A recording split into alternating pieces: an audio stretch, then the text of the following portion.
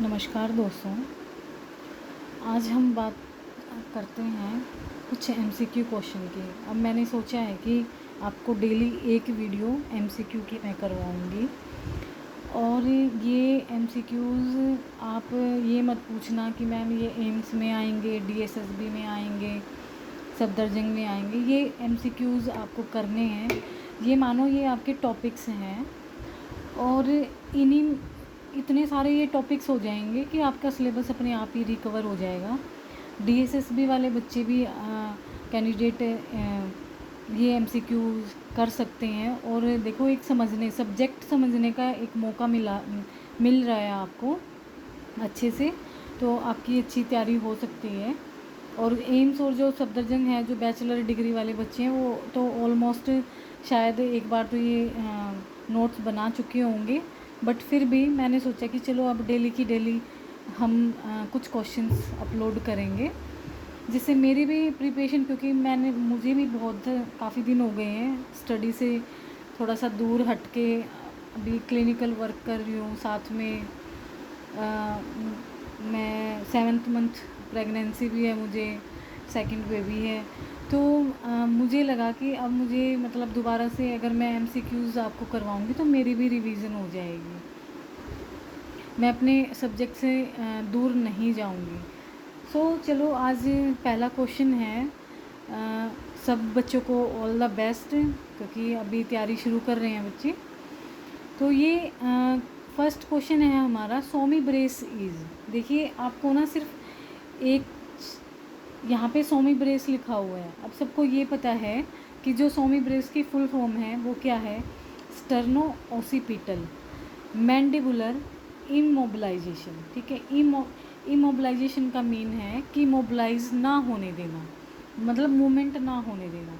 अब इसी के साथ साथ ज़रूरी नहीं, कई बच्चे क्या होते हैं, एमसीक्यू पढ़ते हैं और उसका रट्टा मार के और चले जाते हैं। बट कई बार एग्जामिनर क्या होता है कि पहला ही पेज ओपन करेगा, सोमी ब्रेस की फुल फॉर्म ना देके वो कुछ और आपसे पूछ लेगा। तो आपको इसके साथ साथ क्या पढ़ना है, जो सोमी ब्रेस है वो यूज़ किस में करते हैं, वो स्टेबल फ्रैक्चर में यूज़ किया जाता है। ठीक है, स्टेबल और अनस्टेबल फ्रैक्चर ये आप ऑर्थो की बुक्स में पढ़ेंगे। स्टेबल फ्रैक्चर का मीन ये होता है कि वो फ्रैक्चर जो सिर्फ डिस्प्लेस हुआ है, ठीक है, अपनी जगह। कई बार कुछ फ्रैक्चर ऐसे होते हैं ना, कि मैं आपको रफली समझा देती हूँ कि सिर्फ ये इस तरीके के फ्रैक्चर जो होते हैं, ये डिस्प्ले, ये क्या है, स्टेबल फ्रैक्चर। और अनस्टेबल मीन्स बाहर निकल जाना। ठीक है, बोन टू बोन जो जो अलाइनमेंट होती है वो डिस्प्लेस हो जाना, वो होता है अनस्टेबल फ्रैक्चर। तो ये स्टेबल फ्रैक्चर में यूज़ की जाती है। ठीक है, ट्रूमा में, या एक्सीडेंट हो जाए या स्पाइनल कोड इंजरी हो जाए, उसमें इसको यूज़ करते हैं। नेक्स्ट है कंट्रोल ओवर। ये यूज़ क्यों की जाती है, ये यूज़ इसलिए की जाती है कि control over flexion and extension and lateral rotational movement of the spine. ठीक है, जो हमारी C2 से C5 जो वर्टिब्रा के लिए ये यूज़ की जाती है, कंट्रोल करने के लिए नेक की मूवमेंट्स। ठीक है, वो नेक की कौन सी मूवमेंट्स कंट्रोल करेंगे, फ्लेक्शन करेंगे, एक्सटेंशन करेंगे एंड लेटरल रोटेशन करेंगे। देखो यहाँ पे आपको एक क्वेश्चन से आपके कितने क्वेश्चन बने हैं, यहाँ पे 5 क्वेश्चन बने हैं। तो आपको अपनी एमसीक्यू अगर करोगे तो ऐसे ही आपको अपने एमसीक्यू करने हैं। सेकंड क्वेश्चन है, the primary area of the residual limb use for weight bearing in a transtibial prosthesis. देखो, सबसे पहले तो आप ये देखो कि प्रोस्थेसिस का नाम क्या है, trans and tibial and prosthesis. अब ट्रांस टिबियल प्रोस्थेसिस है तो उसका जो वेट बियर है, रेजिडुअल जो लिम्ब है, use primary area of the residual limb use for weight bearing in a transtibial prosthesis. तो सबसे पहले आप ये पढ़ेंगे option, patella tendon, distal end of residual limb, lateral tibial condyle and fibular head. देखो, ये लेटरल टिबियल जो कुंडाइल है, लेटरल टिबियल कुंडाइल पे तो वेट कैसे आ सकता है, क्योंकि आएगा ही नहीं, क्योंकि वो तो वहाँ से तो पेशेंट की एम्पुटेशन हो गई है। वो तो मूवमेंट, फ्री मूवमेंट एरिया है, तो ये भी नहीं होगा। Distal end of residual limb भी नहीं होगा, फिबुलर हेड भी नहीं होगा। जब टिबिया नहीं होगा तो फिबुलर कैसे हो सकता है? तो यहाँ पे वेट बियरिंग का जो एरिया है प्राइमरी, वो रहेगा यहाँ पे पटेला टेंडन। अब किसी बच्चे को ये देखना है कि भाई मैंने तो ट्रांसटिबियल प्रोस्थेसिस देखा ही नहीं है, आप गूगल पे जाओ, गूगल पे ये नेम डालो और इमेज देख लो। इमेज जब देख लोगे तो आपको और भी समझ में आ जाएगा अच्छे से। क्वेश्चन नंबर 3 है, a therapist modify a wheelchair to allow the rear wheels to be moved backward by approximately 2 inches. This type of modification would be most beneficial to a patient. ठीक है, देखिए जितने भी सारे candidate हैं wheel chair को ज़रूर पढ़ के जाएं। स्पाइनल कॉर्ड इंजरी एक वेरी इंपॉर्टेंट टॉपिक रहता है और हर एग्ज़ाम में व्हील चेयर पे एक क्वेश्चन तो ज़रूर आता ही आता है। तो इसका आंसर है बायलेटरल लोअर एक्सट्रीमिटी एम्पुटेशन, ये भी नहीं होगा। पैराप्लीजिया या टेट्राप्लीजिया। फ्लैसिड जो हेमीप्लीजिया होता है, फ्लैसिड का मीन्स क्या होता है, ये देखो आप जो बैचलर और मास्टर डिग्री के जो बच्चे हैं ना, देखो उनको तो पता होता है, पर यहाँ पे डीएसएसबी के भी बच्चे हैं, ठीक है, तो इसलिए मैं थोड़ा सा खुल के बताऊँगी वर्ड्स कि फ्लैसिड क्या होता है, स्पास्टिसिटी क्या होता है। फ्लैसिड जो होता है, फ्लैसिड को हम बोलेंगे ढीलापन, ठीक है। अब आप जैसे ही कोई भी हेमीप्लीजिया होता है किसी पेशेंट को, आपके पास कोई हेमीप्लीजिक पेशेंट आता है, शुरू में ही होते ही आता है, तो पेशेंट को आप नोटिस करना कि उसके हाथ जो हाफ बॉडी जो होगी वो बिल्कुल ढीली होगी कि आपसे वो उठाई भी नहीं जाएगी। बट कुछ महीने बाद, ठीक है, अपने आप ही फ्लैसिड से पेशेंट किस में कन्वर्ट हो जाता है, स्पास्टिसिटी में कन्वर्ट हो जाता है। और अगर उसको ज़्यादा टाइम उसके पेशेंट पे एक्सरसाइज फिजियोथेरेपी अगर ना करवाई जाए तो वही जो ठीक होने वाली स्पास्टिसिटी होती है, क्योंकि जब ढीला किसी पेशेंट का जब एरिया बॉडी रिस्पोंड नहीं करेगी और वो बिल्कुल ढीली हो जाएगी, तो वहाँ पे क्या होगा, हम मूवमेंट से उसके अंदर स्पास्टिसिटी लाने की कोशिश करते हैं और वो जब पेशेंट ट्रीटमेंट नहीं ले पाता है और वो अपने आप ही जब स्पास्टिसिटी आ जाती है तो वो इतनी आ जाती है कि वो ओवर स्पास्टिसिटी हो जाती है। तो आपको यहाँ पे ये पढ़ना है कि फ्लैसिड मीन्स लूज और स्पास्टिक मीन्स टाइटनिंग, ठीक है। क्वेश्चन नंबर नेक्स्ट है 4th, cockup splint is used in the management of.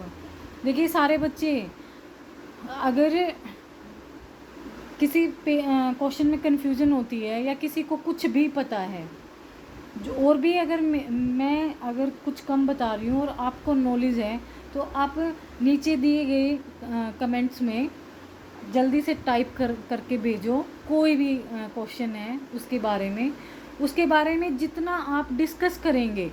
देखो आपके कमेंट को और भी पढ़ेंगे और मैं भी पढ़ूंगी, और एक बार अगर आपने कमेंट में कुछ लिख दिया ना तो कभी आप उस क्वेश्चन को भूल नहीं सकते, उस क्वेश्चन के बारे में। तो यहाँ दिया हुआ है cockup splint is used in the management of, तो इसका आंसर है देखो ulnar nerve palsy, brachial nerve palsy, ये भी नहीं होगा। ब्रेकियल नर्व पाल्सी में कौन सा स्प्लिंट यूज़ करते हैं, एरोप्लेन स्प्लिंट, यहाँ पे लिखो एरोप्लेन स्प्लिंट। और अगर यहाँ पे अल्नर नर्व पाल्सी है तो हमारा क्या हो जाता है, क्लो हैंड हो जाता है, और अगर क्लो हैंड कंप्लीट है तो हम नकल बेंडर यूज़ करेंगे, KNUCKLE, और ये इम्पोर्टेंट क्वेश्चन है, knuckle bender. And combine ulnar and median nerve, तो इसमें आपका आंसर होगा radial nerve palsy. Radial nerve palsy मैं आपको बता देती हूँ अपने हाथ पे ही।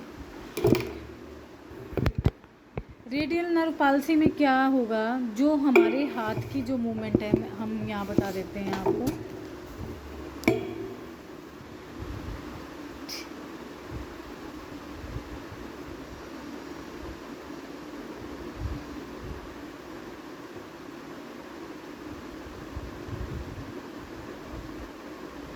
मेरी पिक्चर्स पे है ना हंसना मत, ठीक है, क्योंकि मैं अभी जल्दी बना रही हूँ। ये शोल्डर है आपका, ठीक है। अगर थंब देखो, ये मैंने ये इस तरीके से बनाया है, इस तरीके से, ठीक है। ये थंब ऐसे है। जो हमारी ये बैक आर्म है, ठीक है, मतलब फोर आर्म और फोर आर्म, जिसमें ये देखो डीएसएसबी वाले बच्चे ध्यान से देंगे इसको, कोहनी के अंदर साइड नहीं, बाहर की साइड, ऊपर की साइड, ठीक है। उस एरिया से जो पीछे बैक साइड से जो नर्व पास होती है वो होती है रेडियल नर्व। और इस रेडियल नर्व कौन कौन सी मसल से होकर गुजरती है? ये सारी एक्सटेंसर मसल, जो ट्राइसेप्स मसल है वो भी एक्सटेंसर है, यहाँ पे भी एक्सटेंसर, सारी एक्सटेंसर मसल्स हैं। ट्राइसेप्स एल्बो को एक्सटेंड करती है, और ये वाली आर्म जो मसल है ये फिंगर्स को एक्सटेंड करती हैं। देखो मेरे को थोड़ा देसी तरीके से भी बताना पड़ेगा क्योंकि बच्चे डीएसएसबी वाले हैं, तो इसलिए थोड़ा सा माइंड मत करना आप लोग। तो ये जो हमारा उल्टा जो पीछे वाला एरिया है ना, पीछे वाले एरिया से जो नर्व गुजरती है वो रेडियल नर्व गुजरती है। उस रेडियल नर्व की वजह से कौन सी डिफॉर्मिटी हो जाती है? अब यहाँ पे देखो डिफॉर्मिटी भी देखो, यहाँ पे रेडियल नर्व से रिस्ट ड्रॉप हो जाता है, ठीक है। क्या हो जाता है? Wrist drop. और रिस्ट ड्रॉप में कौन सा स्प्लिंट यूज़ करते हैं? कोकअप स्प्लिंट यूज़ करते हैं। नेक्स्ट क्वेश्चन है von Rosen splint is used in, ठीक है। सबसे पहले तो वॉन रोजन जो स्प्लिंट है वो किस में यूज़ किया जाता है? या CTEV में, CDH में, फ्रैक्चर शाफ्ट ऑफ फीमर में या फ्रैक्चर टीबिया में? टीबिया में नहीं करते, sorry, fracture shaft of femur में नहीं करते। देखो अगर CDH ना हो तो CTEV ये हमारा सेकंड ओपिनियन है, ये हमारा फर्स्ट ओपिनियन नहीं है। ये भी मैं आपको बताती हूँ कैसे नहीं है। सबसे पहले जब हमारा बच्चे का ये वॉन रोजन स्प्लिंट जो यूज़ किया जाता है ये बच्चे में किया जाता है, चाइल्ड में किया जाता है। अनस्टेबल हिप जॉइंट, जब बच्चे का जो हिप जॉइंट है वो अनस्टेबल हो, ठीक है, या फिर कंजेनाइटल डिस्प्लेसिया हो। कंजेनाइटल डिस्प्लेसिया का मतलब ये है कि ओवर ग्रोथ हो जाना, या इनलार्जमेंट ऑफ टिश्यू, या प्री कैंसरस सेल्स की ग्रोथ हो जाना। तो CDH congenital dislocation of hip, या फिर कंजेनाइटल डिस्प्लेसिया ऑफ हिप, ठीक है। अभी इसके बारे में हम थोड़ा सा और पढ़ लेते हैं, तो क्योंकि मुझे लग रहा है कि इसके बारे में हमें पढ़ लेना चाहिए। डिस्प्लेसिया का मीन्स बता दिया, enlargement of tissue, pre cancer cells means abnormal growth. अब यहाँ पे ये 3 स्प्लिंट हैं, देखो von Rosen splint, पेवलिक harness, श्रियाग splint, ठीक है। ये 3 स्प्लिंट हैं, ये यूज़ किए जाते हैं CDH और CTEV में। अगर CDH नहीं आपका ऑप्शन में आता तो आप CTEV लिखेंगे, ठीक है। फिर एक वो स्प्लिंट है फ्रीजेका स्प्लिंट, फ्रीजेका, ठीक है। देखो प्रोनाउंसिएशन आप देख लेना, ठीक है। हम हरियाणा वाले हैं तो हरियाणा वालों की तो वैसे ही इंग्लिश की बैंड बजी रहती है, पर फिर भी चलो कोई बात नहीं, हमारे तो कंसेप्ट क्लियर होने चाहिए, भाषा से कोई लेना देना नहीं होता। Use development dysplasia of hip, ठीक है, इसको भी इसी में यूज़ किया जाता है। अब ये 4-5 देखो एक में ही यूज़ करते हैं कंडीशन में, तो ये यूज़ कैसे किए जाते हैं? इन चारों पे क्या हुआ है, रिसर्च हुई है। रिसर्च के बाद जो वॉन रोजन स्प्लिंट की एफिकेसी है वो सबसे ज़्यादा मिली है। तो यहाँ पे इम्पोर्टेंट कौन सा हो जाता है? Von Rosen splint. बट आप इसके साथ साथ ये जो पेवलिक हार्नेस है, श्रियाग स्प्लिंट है, फ्रिजेका स्प्लिंट है, इनको भी आपको लर्न करना है क्योंकि ये वाला आ जाता है पेपर में, पेवलिक हार्नेस, ठीक है। अब देखो CTEV में जो बार्लो और ओटोलेनी जो साइन है अगर पॉजिटिव होता है then use von Rosen splint for 12 weeks, 12 हफ्ते के लिए ये स्प्लिंट यूज़ किया जाता है CTEV, ठीक है। पेशेंट में CTEV कौन से पेशेंट होते हैं? क्लब फुट है, जिनको हम, ये पूरा इम्पोर्टेंट टॉपिक है क्लब फुट, सारे बच्चे अपना कर लेना है इसको तैयार। अगर ये 2 साइन इसमें पॉजिटिव आते हैं तब ये स्प्लिंट CTEV में हम यूज़ करते हैं। नेक्स्ट है आपका question number 6, Milwaukee brace. Most important question है, DSSB में आने के चांस हैं और ओरल पे एग्ज़ाम में भी आ सकते हैं। पर मिलवॉकी जो ब्रेस है ये यूज़ की जाती है स्कोलियोसिस में। स्कोलियोसिस अगर यहाँ पे ना दिया हो तो आप ये भी मिल सकता है लेटरल कर्वेचर, ठीक है। तो lateral curvature of the spine ऐसे मिल सकता है आपको। फिर एक क्वेश्चन इस पे ये बन सकता है कि मिलवॉकी जो ब्रेस है उसका नाम किस पे पड़ा है? सिटी पे पड़ा है, कंट्री पे पड़ा है, या फिर किसी गांव से पड़ा है, या किसी राइटर से पड़ा है? तो आपको मिलवॉकी ब्रेस ये एम्स में आया था, अब याद नहीं है मुझे, ये 2017-18 में कोई एग्ज़ाम हुआ था एक बार मुझे याद नहीं है, उसमें आया था और उसमें सिटी का नाम पूछा गया था नहीं सॉरी, उसमें नेम दिए गए थे, कंट्री, सिटी, राइटर और भी एक नाम था, ठीक है। तो पर मिलवॉकी जो ब्रेस है मिलवॉकी एक सिटी का नाम है जो कि USA के विस्कंसन में सिटी है ये। क्वेश्चन नंबर 7 है, for a patient having foot drop.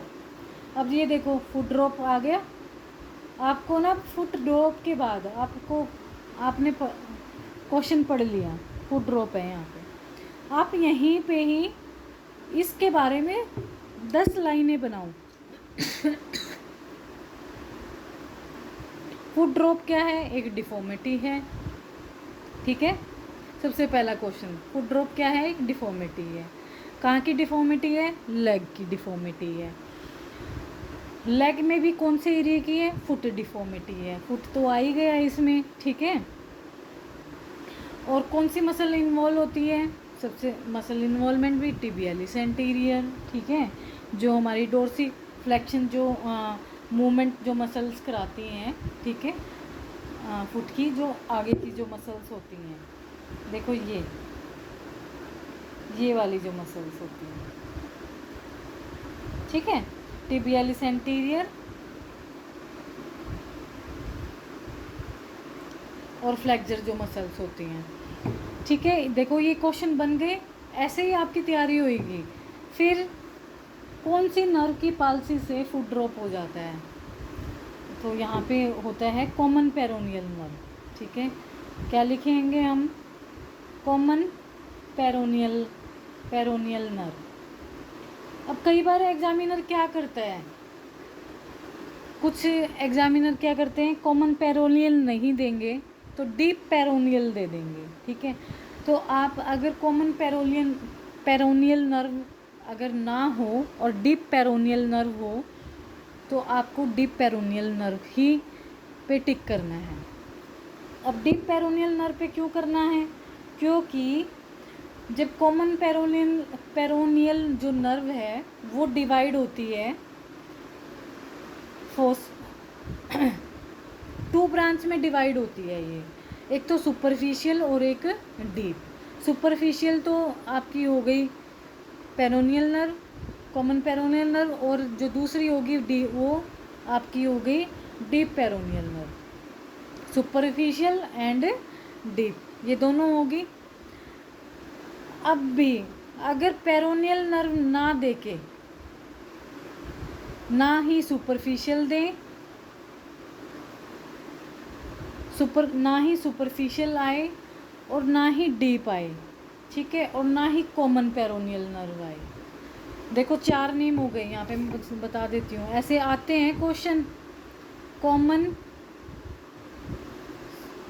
Superficial and deep common peroneal nerve. तो फिर आप क्या अपने ऑप्शन से चूज़ करेंगे? अगर ये इन केस ना मिलें तो फिर आप चूज़ करेंगे लेटरल पॉप्लिटियल नर्व, क्योंकि लेटरल जो पॉप्लिटियल नर्व है ये किसकी ब्रांच है? ये सुपरफिशियल नर्व की ब्रांच है, जो कि पॉप्लिटियल मीन्स ये पास होती है हमारी फुट की साइड से। जैसे कि हमारा जो फुट है, फुट की लेटरल साइड से peroneus longus muscle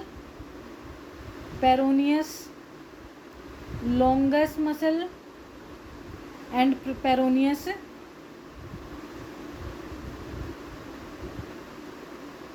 Brevis muscle, ठीक है, इनसे पास होती है।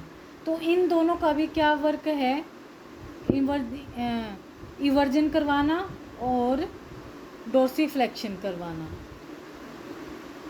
डोर्सीफ्लेक्शन एंड इवर्जन। तो आपको ये एक बार एग्ज़ाम में आया था क्वेश्चन ऐसे ही, और बड़ा कंफ्यूजन क्वेश्चन बन जाता है। तो आपको एक वर्ड से आप इतने सारे क्वेश्चन जब बनाने शुरू कर दोगे ना, तो ये मानना कि तब आपके अंदर कॉन्फिडेंस आएगा। आई थिंक सारे बच्चे समझ गए होंगे। अब करते हैं नेक्स्ट क्वेश्चन।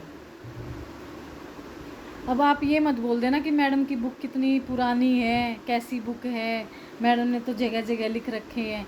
अरे मेरे को ये तो बड़ी अच्छी बुक लगती हैं जहाँ पे ऐसे ऐसे नोट्स बने होते हैं। अब देखिए, ये तो हो गया कि कौन सी नर्व इन्वॉल्व होती है, किसकी पाल्सी से फुट ड्रॉप हो जाता है, ठीक है। उस फुट ड्रॉप के लिए हम कौन सा ऑर्थोसिस यूज़ करेंगे, ठीक है। देखो यहाँ पे DSS भी लिखा हुआ है, मैंने 2014 में आया था ये क्वेश्चन। तो हम यूज़ करेंगे AFO, एंकल फुट ऑर्थोसिस, ठीक है, एंकल फुट ऑर्थोसिस। मैं तो ये ऑर्थोसिस है ना दुपट्टे से बना लेती हूँ, ठीक है। दुपट्टे को बड़ा इजी ये ऑर्थोसिस बनता है दुपट्टे से।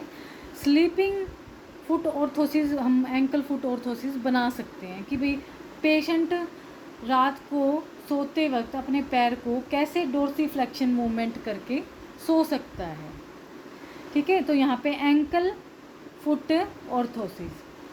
अब करते हैं question number 8, toe raising spring, ठीक है।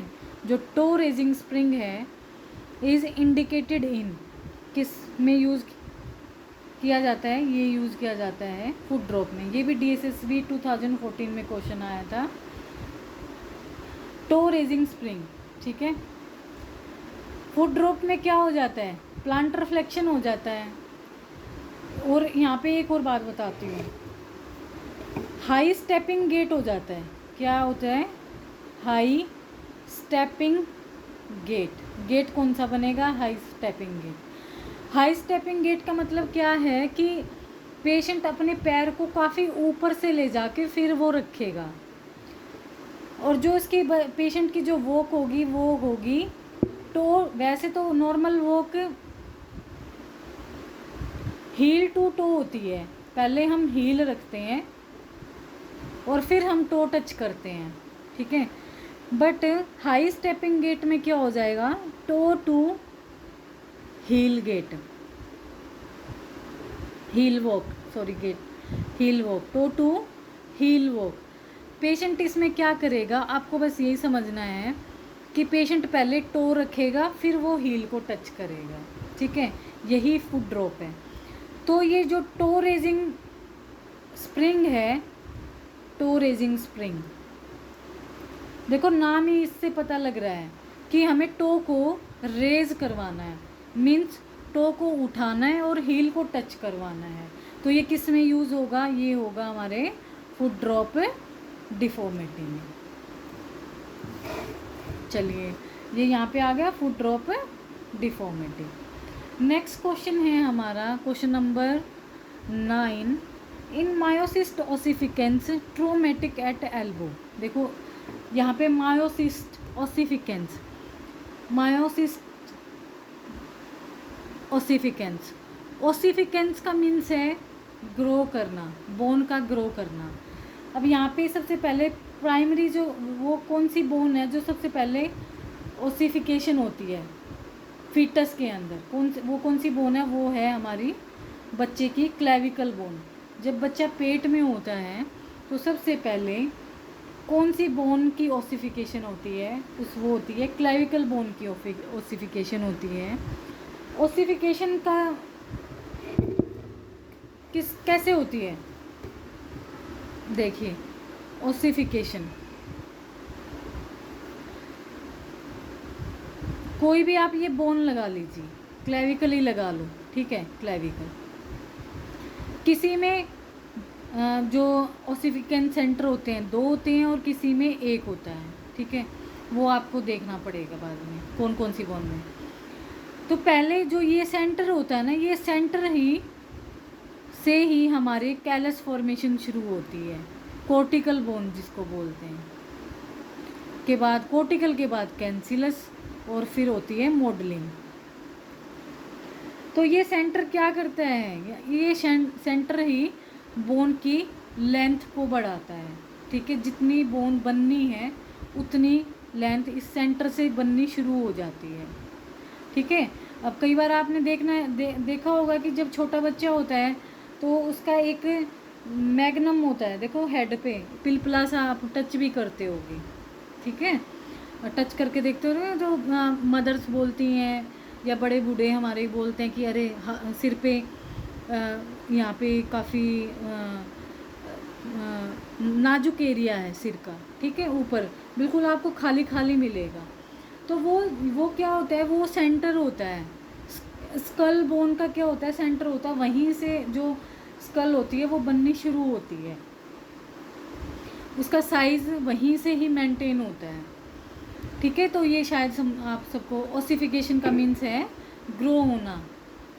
बोन में कैसे शुरू होगी? इस तरीके से सेंटर से शुरू होती है। मायोसिस्ट, मायोसाइटिस बोल सकते हैं, मायोसिस्ट बोल सकते हैं। आइटिस का मतलब है इन्फ्लामेशन, ठीक है, क्या है? Inflammation. Myo means muscle, myositis ossificans traumatic at elbow. ये जो हमारी एल्बो है ना, देखो ये मैं बताती हूँ, ये एल्बो है, ठीक है, एट एल्बो, इस एल्बो जॉइंट पे अगर ये एल्बो जॉइंट हमारी बढ़नी शुरू हो जाती है, ठीक है, तो यहाँ पे क्या हो जाता है? बोन ग्रोथ होने लग जाती है और यहाँ इन्फ्लामेशन शुरू हो जाती है, और ये रेयर ही होती है, ऐसा सबको नहीं होती। तो इसमें क्या होगा? Force passive mobilization should not be given, force passive mobilization should be given, force passive mobilization should be given after application of IFT, force passive mobilization should not be given under GA। तो अब ये देखिए, अगर कहीं पे bone growth है, ठीक है, और अगर आप पेशेंट के एल्बो की कोई मूवमेंट नहीं हो रही है, वो ना तो बेचारा पेशेंट खोल पा रहा है अपने कोहनी को और ना ही वो बंद कर पा रहे हैं, और आप वहाँ पर क्या करेंगे कि एकदम से फोर्सली जोर लगा के और पैसिवली मोबिलाइजेशन अगर पेशेंट को दे देंगे तो क्या होगा? उसका टेंडन टीयर हो जाएगा, ठीक है, और अगर टेंडन टीयर हो गया तो क्या हो जाएगा? उसको फिर रिकन्स्ट्रक्ट करवाना पड़ता है, या कंजर्वेटिव या फिर ऑपरेटिव, मतलब उसको और भी कॉम्प्लिकेशन आ जाती हैं एल्बो जॉइंट पे। तो आपको यहाँ पे इसका आंसर आएगा force passive mobilization should not be given. अब DSSB वाले बच्चे देख लें, इस कंडीशन का नाम है मायोसिस्ट ओसिफिकेंस। इस मायोसिस्ट ओसिफिकेंस को लिख लें, और बुक ना, ऑर्थो की बुक अगर आपके पास नहीं है तो वो अपना उसमें गूगल पे डाल के इसको सर्च कर सकते हैं। नेक्स्ट क्वेश्चन करते हैं, Putti Platt surgical procedure to repair recurrent dislocation in bone. अब देखो, एक तो ये क्वेश्चन आ सकता है यहाँ पे कि पुट्टी प्लेट जो सर्जिकल प्रोसीजर है वो कौन सी डिसलोकेशन में किया जाता है। रिकरेंट डिसलोकेशन, अब काफ़ी सारे बच्चे होंगे कि उनको ये नहीं पता होगा कि रिकरेंट डिसलोकेशन कहाँ होता है। वो होता है शोल्डर में, ठीक है, shoulder, recurrent dislocation off shoulder. इसमें क्या हो जाता है, शॉर्टनिंग हो जाती है किसकी, स्कैपुलरीज मसल्स की, ठीक है। तो यहाँ पे क्या करते हैं, रिकंस्ट्रक्ट करते हैं, स्कैपुलर टेंडन को रिपेयर करते हैं, ठीक है। स्कैपुलर टेंडन को जब रिपेयर किया जाता है उस प्रोसीजर का नाम है पुट्टी प्लेट सर्जिकल प्रोसीजर, ठीक है। ये तो नेम याद करने की चीज़ें हैं। Shortening of infraspinatus, shortening of, ये anterior location dislocation and posterior dislocation है। बैंकट, हील सच लीजन, ये इनके वेज ओस्टियोटमी ऑफ होमरस, तो ये उनमें यूज़ किया जाता है। नेक्स्ट क्वेश्चन है आपका 11, people having following tissue types are more prone to have rheumatic arthritis. अब देखिए यहाँ पे आपके पास 4 गिवन होंगे, चारों के चारों ऐसे ही लिख लेना। HLA-B34, HLA-B34 genetic and genomic lung disease में होता है फैक्टर। HLA-DR4 रोमेटिक अर्थराइटिस में। ये दो इम्पोर्टेंट ज़्यादा हैं क्योंकि ये दो आते हैं हमेशा पेपर में। HLA-B27 ankylosing spondylitis. देखो, रोमेटिक अर्थराइटिस का आपको याद करना है, मोस्ट कॉमन इन 4 फिंगर्स में होता है, हमारी फिंगर्स में होता है, हमारी फिंगर 5 होती हैं, ठीक है, 1 हैंड की, वैसे तो 10 होती हैं देखो ठीक है। तो आप ये इस तरीके से याद करना कि R मीन्स रोमेटिक और 4 मीन्स फिंगर्स, 4 फिंगर्स, ठीक है। तो ये DR4 रोमेटिक अर्थराइटिस और B27 को आपको कैसे याद करना है, अगर आप लूसेंट की बुक देखेंगे ना तो उसमें स्पाइन जो बोन है वो 27 दी गई हैं, ठीक है। तो B27 मीन्स स्पाइन वर्टिबल, तो एंक्लोजिंग स्पोंडलोसिस, इस तरीके से आप याद कर लेना इसको। अब करते हैं इन टैलिपस इक्वेनोवेरस फुट इज इन में क्या हो सकता है, plantar flexion eversion, dorsiflexion eversion, plantar flexion inversion, dorsiflexion inversion. तो ये होगा प्लांटर फ्लेक्शन एंड इनवर्जन। ये देखिए, ये काफ़ी बड़ा टॉपिक है। सबसे पहले टैलिपस इक्वेनोवेरस जो फुट है उसको हम क्या बोलेंगे, क्लब फुट बोलेंगे। ये किसके अंदर मिलता है, ये बच्चे के अंदर मिलता है। बच्चे के अंदर कब मिलता है, ये बाय बर्थ ही हमें देखने को मिलता है, ठीक है, जब बच्चा पैदा हो जाता है, ठीक है, जब वो बाहर निकलता है तब उसको उसके पोस्चर को देखते हुए हम डिसाइड करते हैं कि बच्चे को CTEV है या नहीं है। तो ये पूरा एक टॉपिक है क्लब फुट का, ऑर्थो की बुक में मिलेगा या फिर आप गूगल डाल लेना और उसमें ये पूरा का पूरे अपनी डिटेल पढ़ लेना। नेक्स्ट क्वेश्चन है, which of the following HLA is positive in ankylosing spondylitis. देखो ये पीछे आया था HLA एंक्लोजिंग स्पोंडलाइटिस क्या होता है,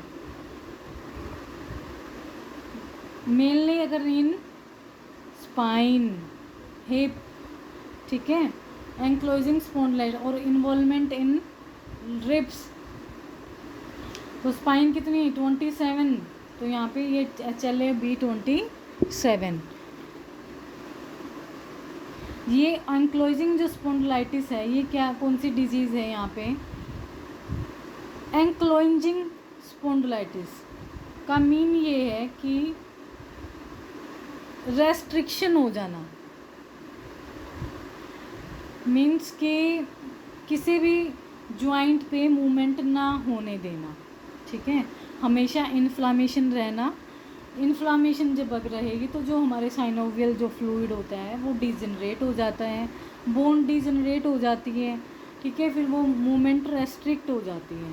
तो पेशेंट इसमें क्या होगा कि स्टिफ हो जाएगा, बिल्कुल मूवमेंट रेस्ट्रिक्ट होती ही चली जाएगी और ये एक ऑटो इम्यून डिजीज़ है। अब करते हैं question number 14। Which of the following is true for carpal compression syndrome. Carpal tunnel syndrome, carpal compression syndrome same है। अब सबको पता है कि जो कार्पल टनल सिंड्रोम होता है वो हमारे यहाँ पे होता है मीडियन नर्व। देखिए मीडियन नर्व हमारी थंब की ओर पास होती है और अल्नर नर्व हमारी इन 2 फिंगर्स में पास होती है, ये इतने इतने एरिया में, ठीक है, 1/3 एरिया में पास होती है median nerve, ulnar nerve and back to radial nerve. तो अब क्या होता है कि ये है थिनार और ये है हाइपोथिनार मसल्स। अब जब कंप्रेशन होगी तो सबसे पहले क्या होगा, पेन आएगा पेशेंट को। ये जो बैंड है ना यहाँ पे रेटिनाकुलम, फ्लेक्सर रेटिनाकुलम बैंड बोलते हैं, ये बैंड क्या हो जाता है, टाइट हो जाता है। टाइट के कारण जितने भी यहाँ पे ब्लड वेसल्स हैं, ब्लड आर्टरी हैं, वेन्स हैं या फिर नर्व है, उनके सिम्टम्स हमारे हैंड में शो होने शुरू हो जाएंगे। नर्व के सिम्टम्स अलग होते हैं, आर्टरी के अलग होते हैं और वेन्स के अलग होते हैं। वेन्स में डिस्कलरेशन हो जाती है, आर्टरी में क्या होता है कि जो इरिथमिया टाइप में कंडीशन हो जाती है हैंड की, स्किन अपने आप उतरने लग जाती है। नर्व में क्या होता है, पेन, सबसे पहले पेन, नमनेस, पैरेस्थीजिया, मसल एट्रोफी। अब जब मीडियन नर्व यहाँ पास होगी तो थंब में, इंडेक्स फिंगर में, मिडल फिंगर में और हाफ वन रिंग फिंगर में, ठीक है। तो ये जो थिनार जो मसल्स है इसकी क्या हो जाएगी, एट्रोफी हो जाती है, किसी किसी पेशेंट में होता है। तो हम यहाँ करेंगे पेशेंट का कार्पल टनल सिंड्रोम में पेशेंट को हम नमस्कार करने के लिए बोलते हैं, ठीक है। एक टेस्ट है जिसका नाम है फैलन टेस्ट। तो यहाँ पे जो फिजियोथेरेपिस्ट टेस्ट करते हैं वो करते हैं फैलन टेस्ट, ठीक है। और ऐसे नमस्कार करना होता है उल्टा, उससे आपको पता लग जाएगा कि median nerve compression at wrist joint, ठीक है। अब आज मैं आपको एक और नॉलेज की बात बताऊंगी। यहाँ पे सारे बच्चे मैसेज करें कि बताइए मैडम, मीडियन नर्व कंप्रेशन सबने सुना है, कार्पल टनल सिंड्रोम सबने सुना है, ठीक है। यहाँ पे कार्पल टनल भी आ सकता है, carpel tunnel syndrome. Tarsal tunnel syndrome जो कि फुट में होता है, ठीक है। टार्सल टनल कहाँ होता है, हमारे फुट में होता है, फुट वाले एरिया में होता है। एक्सटेंशन रेटिनाकुलम में जब बैंड टाइट हो जाता है तब वो नर्व के कंप्रेशन के सिम्टम्स आने शुरू हो जाते हैं। क्या कभी किसी ने अल्नर नर्व कंप्रेशन भी सुना है? आज मैं आपको बताती हूँ कि अल्नर नर्व कंप्रेशन,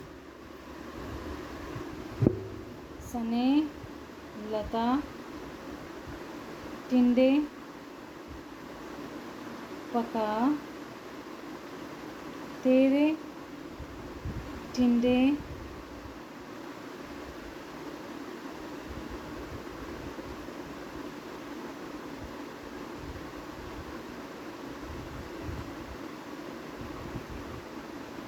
नहीं,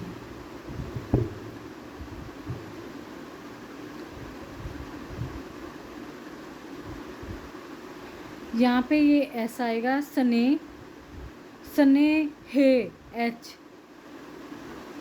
सने, लता एल,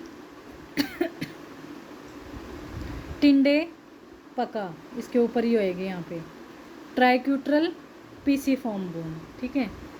तेरे ट्रेपीजियम, टिंडे ट्रेपीजॉइड, कच्चे सी कैपिटेट ना सॉरी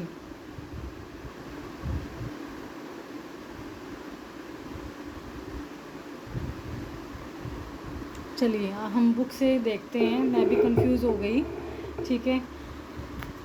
चलो कोई बात नहीं, गलतियां सबसे होती हैं।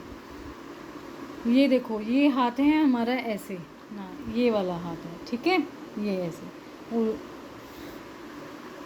आप अपने हाथ में भी बना लेना, ठीक है, अगर अच्छे से याद करना है अपने हाथ पे, इसी हाथ पे बना के देखना है आपको, राइट हैंड पे, तो यहाँ से शुरू करते हैं। स्नेह लता टिंडे पका, ठीक है, देखो मैं सही। स्नेह, स्कैफोइड, ल्यूनेट, ट्राइक्यूट्रल, पीसीफॉर्म। स्नेह लता टिंडे पका, तेरे टिंडे कच्चे हैं। ट्रेपीजियम, ट्रेपीजॉइड, कैपिटेट, हेमेट, ठीक है, ये हमारे बोन्स हो गए। ये 8 कार्पल बोन हो गई। आ जाता है डीएसएसबी में, आ सकता है कि हमारी कार्पल बोन कितनी है, 8 कार्पल बोन। डीएसएसबी में ना स्टैटिक क्वेश्चंस आएंगे, सारे समझ गए होंगे। थंब की साइड से आपको शुरू करना है। स्नेह लता टिंडे पका, तेरे टिंडे कच्चे हैं। आपको ऐसे लर्न करना है। अब चलते हैं। अब हम टनल ऑफ गुयान के पे थे। Tunnel between hook of hamate and pisiform results from sustained pressure such as prolong hand writing, ठीक है। ये जो कंप्रेशन है ये कब हो जाती है, प्रोलॉन्ग, जो लंबे समय से हैंड राइटिंग का काम करते हैं। एक्सटेंडेड रिस्ट रखते हैं। एक्सटेंडेड रिस्ट जैसे कि हैंडल बार पालसी, ठीक है, अल्नर नर्व की कंप्रेशन हो जाती है ना, पालसी हो जाती है। जो ज़्यादा लंबे समय तक बाइक चलाते हैं, मोबाइल यूज़ करते हैं, मोबाइल ऐसे करके यूज़ करते हैं, ठीक है, हाइपर एक्सटेंशन जो मूवमेंट करते हैं, हाइपर एक्सटेंशन ऑफ फिंगर्स, ठीक है, और हैंड, तो उनके अंदर ये कंप्रेशन आनी शुरू हो जाती है। फिंगर यूज़ 4 और 5th फिंगर, ठीक है, अल्नर नर्व ये यहाँ इन फिंगर में पास होती है, तो कंप्रेशन भी इन्हीं में ही होगी। मसल को की एट्रोफी कौन किस में हो जाएगी, हाइपोथिनार मसल में हो जाएगी,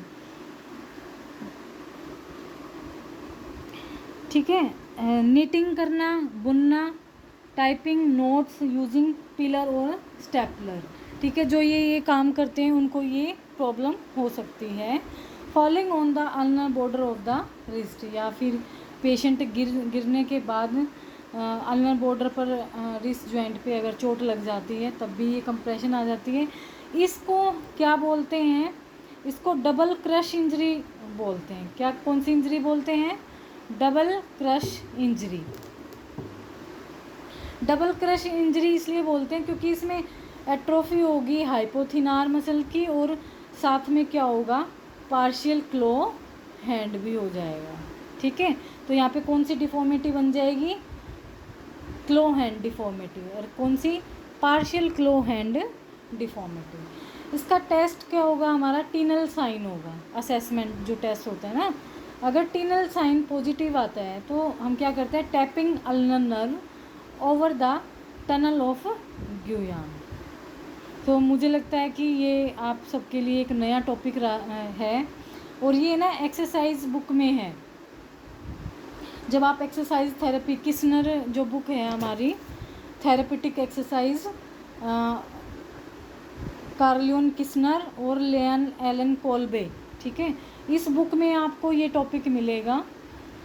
मैंने भी उसी में से ही किया है ये, और अगर आप और पढ़ना चाहते हैं तो आप इस बुक को ओपन करें और इस टॉपिक को पढ़ें, ठीक है। आज के लिए ये नया टॉपिक रहा है हमारा, मेरे लिए भी रहा है नया टॉपिक। तो अब चलते हैं question number 15। Bilateral symmetrical pseudo fracture are seen most commonly in, देखिए बाइलेटरल, बाइलेटरल मीन्स दोनों साइड, एसिमेट्री नहीं sorry symmetrical pseudo fracture are seen most commonly in. आज हम ये 15 क्वेश्चन ही करते हैं। वीडियो थोड़ी लेंथी इसलिए बनेगी क्योंकि मैं एक्सप्लेन कर रही हूँ आपको हर एक क्वेश्चन। सॉरी फॉर डिस्टर्बिंग, मेरा बेटा अभी जस्ट उठा है, ठीक है। तो आज हम क्वेश्चन नंबर 15 से मैं दोबारा से आपको बताऊंगी कि क्या है। कल हम मिलते हैं इसी तरह की वीडियो के साथ। Please like and subscribe and videos को शेयर भी करो। लाइक बिल्कुल भी नहीं करते हैं, सब्सक्राइबर 600 हो गए हैं, पर लाइक 2 ही आते हैं हर वीडियो पे। तो प्लीज़ आप लाइक सब्सक्राइब, और कोई भी आपको प्रॉब्लम आती है किसी भी टॉपिक के रिगार्डिंग, ठीक है, आप कमेंट करें। फॉर्म भरने में कोई दिक्कत आती है आप कमेंट करें, पूछें, ठीक है। और हाँ, एक बच्चे ने और कहा था कि मैम हमारे पास एक्सपीरियंस नहीं है, क्या हम दे सकते हैं?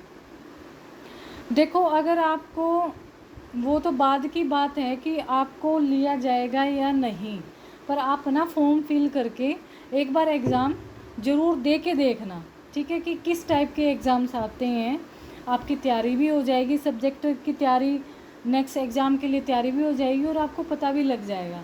तो जिनके पास अगर एक्सपीरियंस नहीं है तो वो भी फॉर्म को अगर फिल किया जाता है तो, क्योंकि ऑनलाइन मेथड और ऑफलाइन मेथड में काफ़ी डिफरेंस होता है। अगर उनका फॉर्म फिल हो सकता है तो आप एग्ज़ाम ज़रूर दें। Thank you so much all of you, और मेहनत करते रहो, सक्सेस ज़रूर मिलेगी।